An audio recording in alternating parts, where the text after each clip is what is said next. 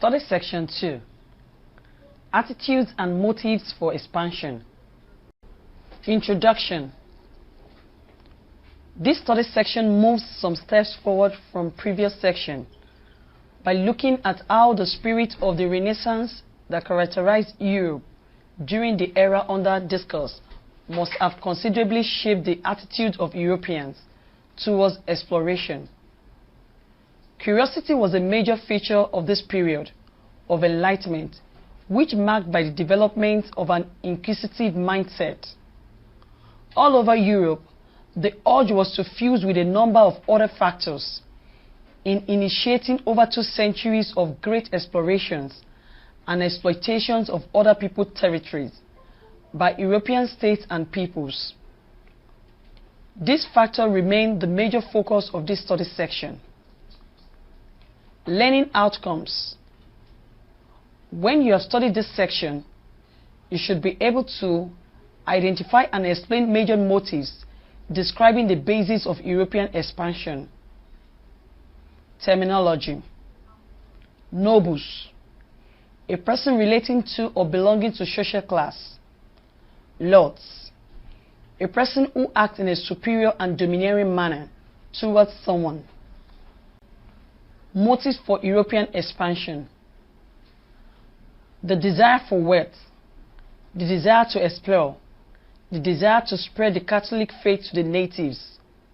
Various reasons have been adduced in explaining why Europeans embarked on overseas ventures from the 15th century.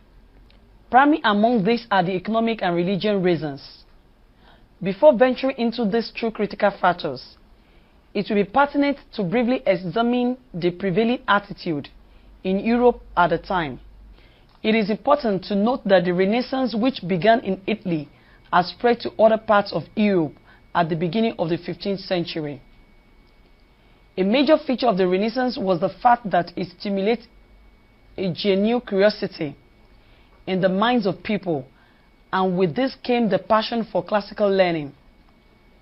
The spirit of curiosity was the leading characteristic of the Renaissance. The men of the era were interested in absorbing knowledge rather than digesting it, to amass rather than to select. It was largely this attitude that galvanized them to conquer new frontiers. This curiosity that was spurred by the Renaissance was shared not only by scholars, but by princes and men of action. The twin factors of economy and religion were proclaimed by great explorers and statesmen of the period in very unequivocal terms. Bartholomew Dias, in a frank observation, declared that he and his colleagues went to the Indies to serve God and His Majesty, to give light to those who were in darkness, and to grow rich as all men desire to do. In the same vein, Vasco da Gama, after his arrival at Calicut, proclaimed to his Indian host that he had come in search of Christians and spices. The economic motive will be better understood against the happening in Europe and their perception of other undiscovered lands. The major motives explaining the basis of European expansion are economic, religious, knowledge motives. The principal sources of wealth were land and labor. The most attractive way of becoming wealthy was to own these factors of production.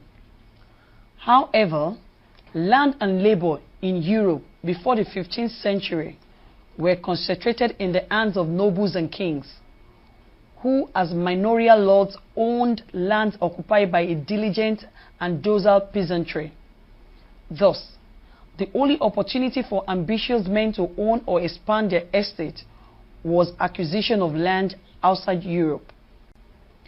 Therefore, nobles who wished to expand their estates, or middle-class merchants and adventurous farmers who wished to be their own masters by avoiding the harsh obligation imposed by feudalistic Europe, embarked on the seizure of land outside Europe. It is for this reason that Madeira, Canary Island, and Azores all of the northwest African coastline were captured and plantations set up. The experiment was an economic success, as Madeira became the exporter of sugar and wine, while Azores bred excellent livestock. These successes spurred rumor of further lands to be discovered and acquired in the Atlantic for the purposes of profitable economic ventures. Furthermore, a less obvious source of wealth was investment in long-distance trade. The most valued commodities of Eastern origin were spices, silk, ivory, and precious stones, which were exchanged for high-quality textile from Europe. The Mediterranean waterway through which the trade was carried out was dominated by Italian merchants, Venezia and Genoa. This maritime trade was the envy of other European nations, and Portugal anxiously looked forward to such lucrative trade. Possessing a seafaring population and a commercial class that was emancipated from sticking to feudalism, they were willing to venture into the Atlantic coast to trade in lucrative commodities such as gold, spices, and sugar. They had to turn to the Atlantic as an alternative because the Mediterranean was well guided by the Italian monopolists with a formidable naval force. Added to the Italian maritime monopoly was the appearance of Muslims in the Mediterranean. Again, their fishing activities, from which they are renowned, took them into the Atlantic and Icelandic waters. Fishing was therefore one of their principal interests in the northwest coast of Africa. In turning to the Atlantic, the Portuguese and later their Spanish neighbors were encouraged by the information gathered as regards the riches thought to be in West African kingdom of the Guinea forest. By 1375, a Spanish Jew had drawn the map of Africa that was to become famous in Europe. At the center of the map was the figure of a Negro monarch, Mansa Musa, and it went further to indicate that gold was so abundant in the land that the king was the richest and most noble in all the land. This representation fired the imagination of the Spaniard and other Europeans.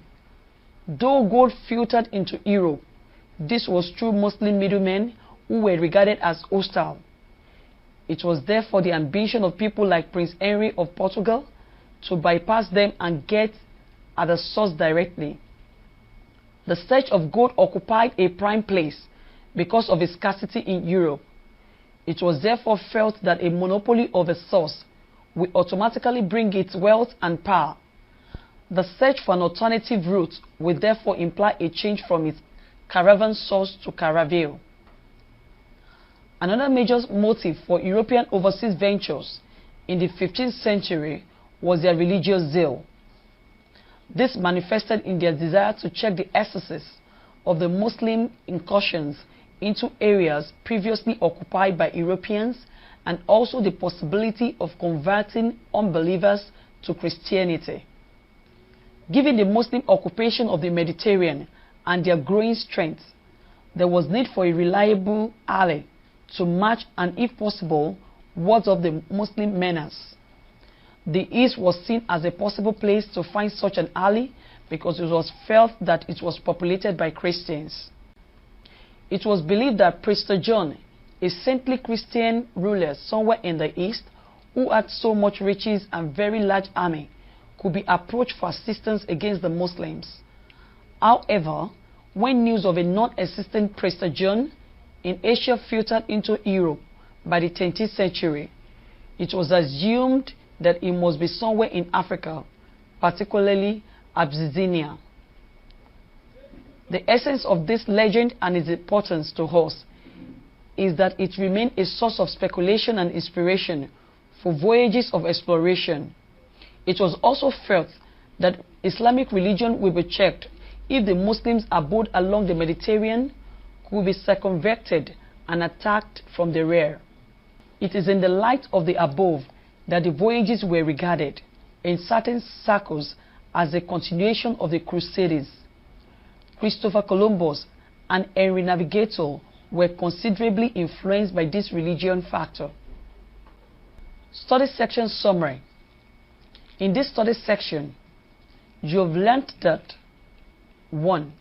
The economic and religion motives explaining reasons for European expansion. 2. That neither of them nor even both of them adequately explains why Europeans embarked on missions of discovery and expansion. 3. What adequately explains it is a college of factors of the reawakening associated with Renaissance, the economic and the religion factors. 4. These three, coupled with the favorable disposition of Europeans and developments around them, propelled them into centuries of exploration and exploitations of lands hitherto unknown to them. End of study section 2. Thanks for listening.